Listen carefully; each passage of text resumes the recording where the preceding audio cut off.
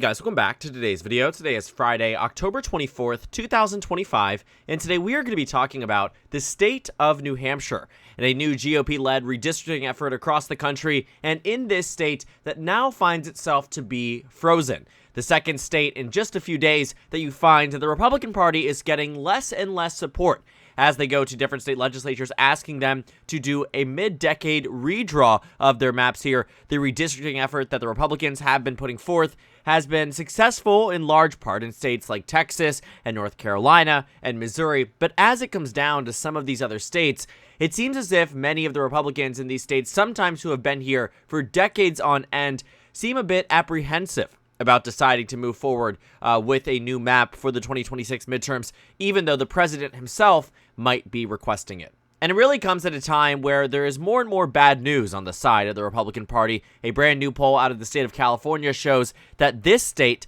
is going to pass Proposition 50 by a margin of double digits in favor of passing the resolution that would redraw the map to give Democrats an additional 5 seats for the 2026 midterms and beyond.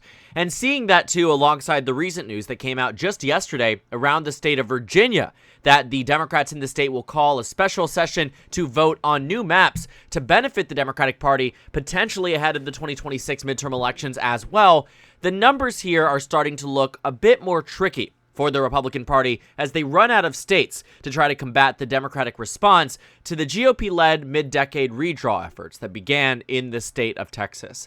Now, New Hampshire is not really that much of a surprise that this state has decided to not follow through, but Republicans in the state legislature felt as if they might have enough political capital and pressure to go up against Kelly Ayotte, the incumbent governor in this state, who seemed like she might actually face a primary challenger from the right, given that she would not agree and signaled that she would not agree to a mid-decade redraw. Now, deciding to make that choice was one that was arguably very bold. She was recently elected in 2024. She has been serving in New Hampshire politics for a long time. She was senator from the state, first elected, I believe in 2010, might have been 2004. But the point is that she knows the state of New Hampshire enough that after losing the Senate bid, went on to becoming elected governor.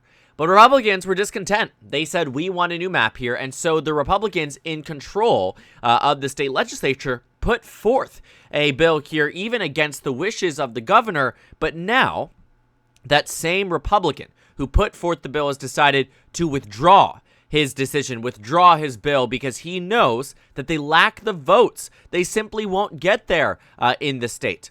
And so thinking about, what's happening for 2026, what's happening in 2028 and beyond, is that there's going to be this continued and drawn out redistricting battle from the Republicans and Democrats as they continue to navigate majorities and advantages in different states.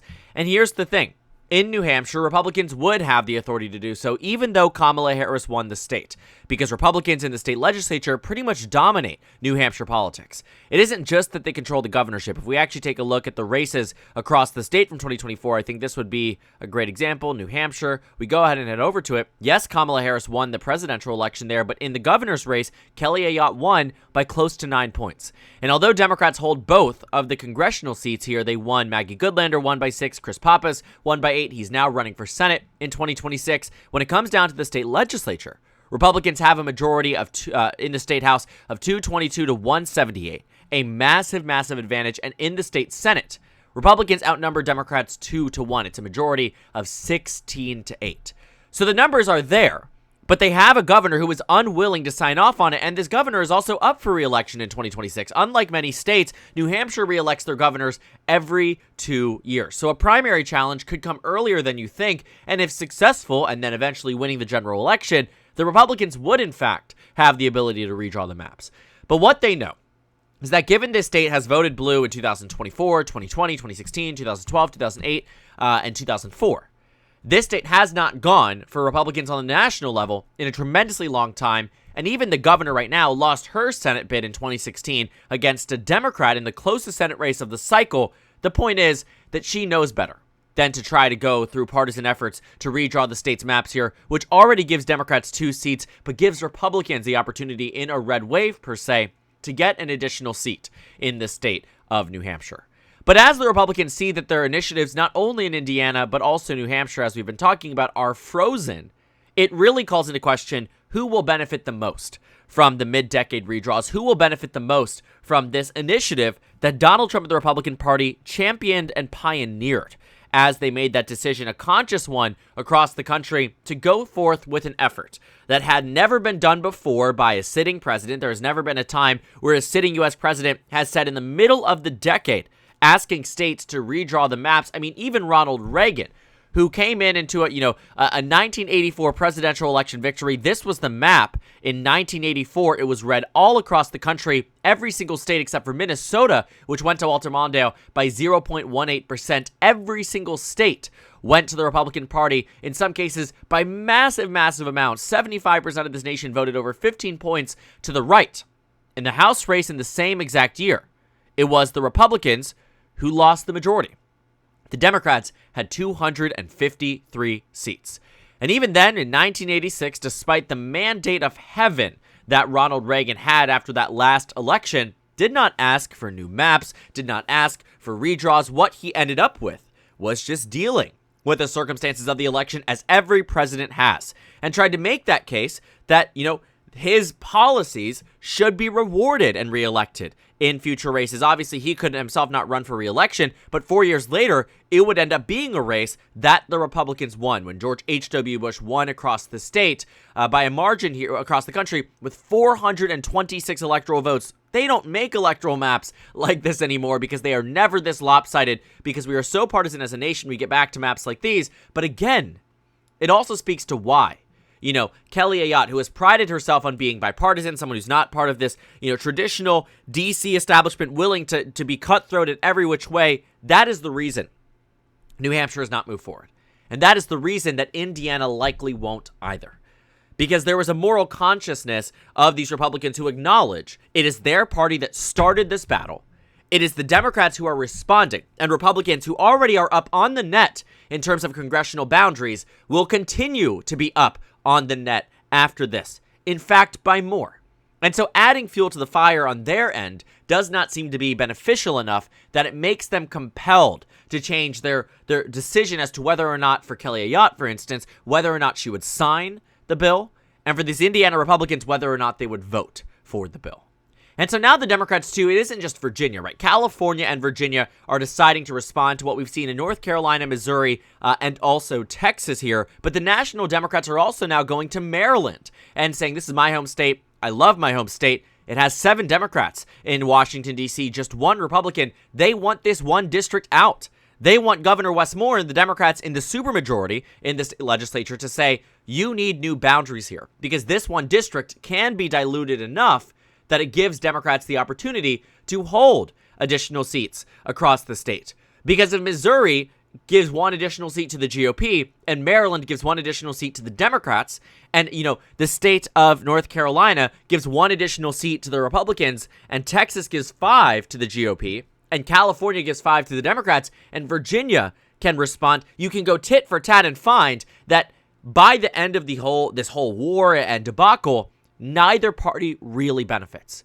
And there is a slight possibility that, with Utah set to have a new map, with Ohio that's going to give Republicans an advantage too, it could truly equalize exactly across the board.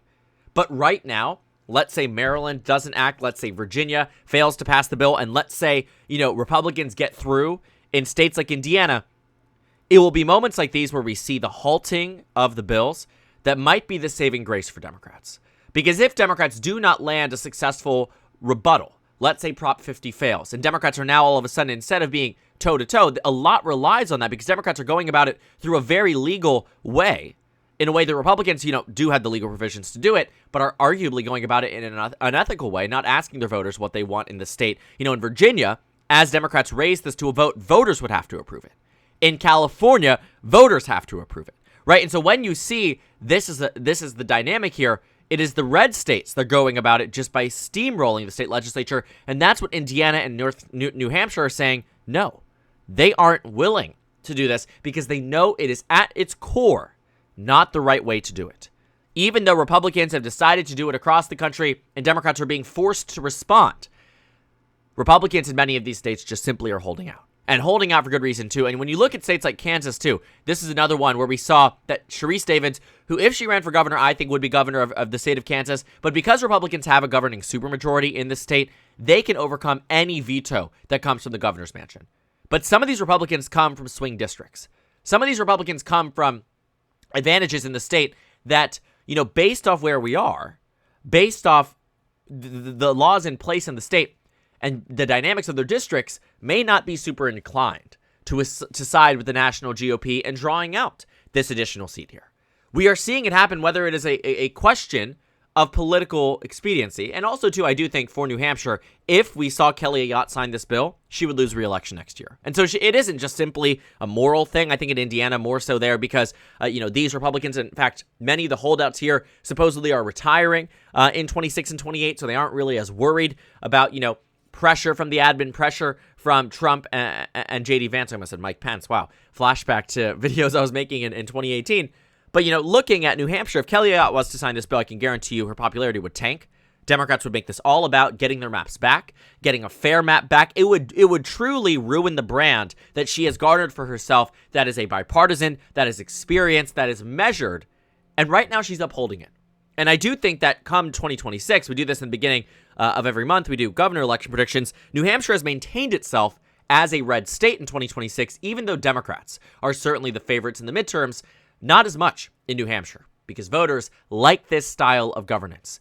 And it's clear that she knows she has the institutional backing of her base and her voters in the upcoming midterms. And that's why she's not as beholden to the threats that Donald Trump and Chris LaSavita, Donald Trump's senior campaign manager from this last cycle, have been threatening these Indiana Republicans. After this Politico article released, we saw that Chris LaSavita, who was right-hand man to Donald Trump in the last election, quote tweeted it and said, now the real fun begins. And I can guarantee you what that means essentially is the White House is going to mount a pressure campaign on these Republicans to try to get them to change their vote. But a lot of them don't have elections anymore. They don't have to worry about it. So I do think from Indiana's perspective, I think a lot of these Republicans are holding out of a consciousness perspective. On the other end, too, when you take a look at it from, let's say Kelly Ayotte, I do think electability is the thing that comes to mind. But in either case, it halts the Republican Party's ability in states where they have trifectas, in states where they have the means to leverage this advantage to steal seats from Democratic constituents.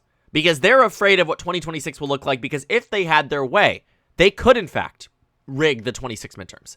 They could, in fact, make it so even though Democrats could win nationally by, let's say, 6 points, they could still lose the majority in the House of Representatives, given the number of seats that they'd be working with. I mean, that is just the nature of where we are.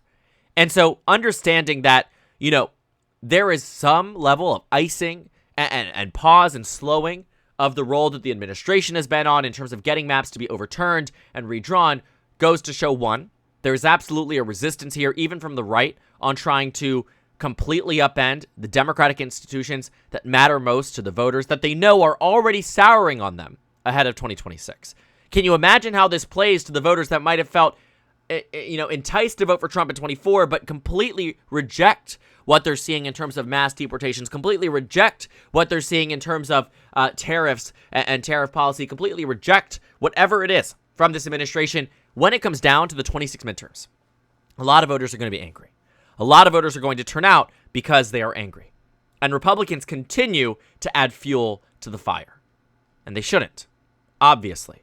Because as they do, it only hurts not just the state and local party, but the national party brand too. It will have an impact on J.D. Vance when he runs for president. It will have an impact on Marco Rubio when he's the vice presidential nominee. It will have an impact on every election between now and November of 2028 and potentially even further. And so maybe they are doing some, benefit to the Republican Party by halting the extent at which the redraws are happening. Because the American public knows, because they have the ability to, look at the news and see that it is Texas that started it, and it is the Democrats that are responding. But in this all-out frenzy, Republicans felt as if, because they had the advantages in New Hampshire and Indiana, that it was going to be a slam dunk. Slam dunk in this new maps. And we might not even get there. We might not even get close enough that they feel that that is even worth taking the shot. Because if Kelly Ayotte is saying, if it reaches my desk, I will veto it, they do not have the ability to override that veto. if the Indiana Republicans cannot convince their, Senate pro tempore, who is their leader in the state Senate, they're not convincing the stakeholders who are shielding themselves behind his name. Because that's it. That's what we will see, and I think that's where we're at when it comes down to the redistricting process across the country. Fascinating dynamics at play here, but ultimately, Indiana and New Hampshire are no's for the GOP for now, and that might stop the Republican Party's tirade against the Democrats on a state-by-state basis as these states start to hold out and push back against the Republican Party, even as the president demands it. So thank you guys so much for watching this video. Make sure to comment down suggestions below. Subscribe on the left if you haven't already, and check out the Instagram and Twitter. At the bottom left of the screen, there's also a Discord server for you to go ahead and join. On the screen, there's a video for you to watch, and then a playlist for my 26 House election analysis videos. Again, thank you guys so much for watching, and I will see you all tomorrow.